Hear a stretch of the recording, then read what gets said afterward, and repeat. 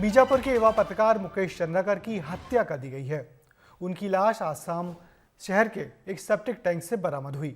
मुकेश चंद्राकर 1 जनवरी की शाम से लापता थे, जिसकी शिकायत बीजापुर पुलिस से उनके परिजनों ने की थी। शिकायत के बाद मुकेश चंद्राकर की लगातार तलाश हो रही थी और आसाम मुकेश की लाश एक ठेकेदार के परिसर में सेप्टिक टैंक के अंदर मिली। बताया जा रहा है कि सड़क निर्माण में भ्रष्टाचार की खबर को लेकर उस ठेकेदार से उनका विवाद हुआ था। दरअसल मुकेश चंद्राकर बीजापुर में पिछले कई सालों से पत्रकारिता कर रहे थे। पुलिस के मुताबिक वे 1 जनवरी की शाम टी-शर्ट और शॉर्ट्स में ही घर से बाहर निकले। कुछ देर के बाद ही उनका फोन बंद हो गया।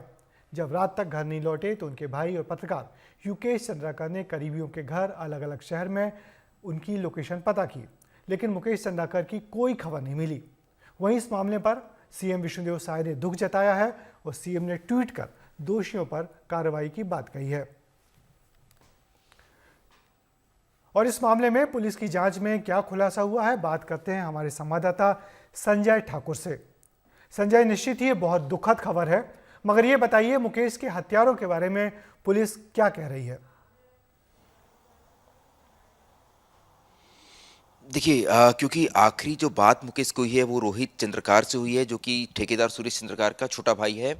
आखिरी जो लोकेशन मिली थी मुकेश की, वो भी सुरेश चंद्रकार का वो एरिया मिला था जहां आज मुकेश की लाश मिली है।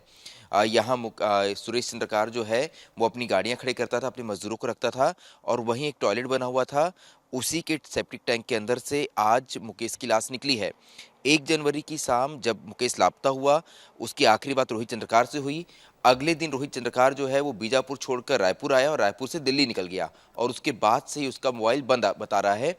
पुलिस फिलहाल इसी लिंक को जोड़कर रोहित की तलाश कर रही है। सुरेश चंद्रकार जो ठेकेदार है और जिसकी लगभग 120 करोड़ की सड़क के खिलाफ युकेश ने खबर चलाई थी कि उसमें बड़ा भ्रष्टाचार हुआ है, सुरेश चंद्रकार फिलहाल हैदराबाद में है। पुलिस उसे भी वापस लाने की कोशिश कर रही है। तो दोनों ही जो भाई वो फिलहाल बस्तर से बाहर हैं। पुलिस दोनों की तलाश कर रही है और दोनों को वापस बस्तर लाने की कोशिश कर रही है।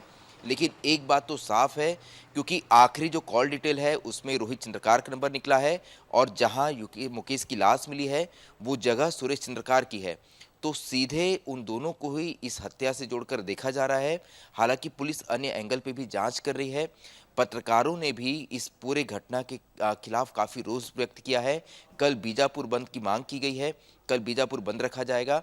साथ ही आरोपियों की गिरफ्तारी से लेकर कुछ पुलिस कर्मियों के सस्पेंशन की भी मांग जो है वो पत्रकारों ने की है, क्योंकि ये माना जा रहा है कि पुलिस ने कहीं ना कहीं इस पूरे मामले में लापरवाही बरती है।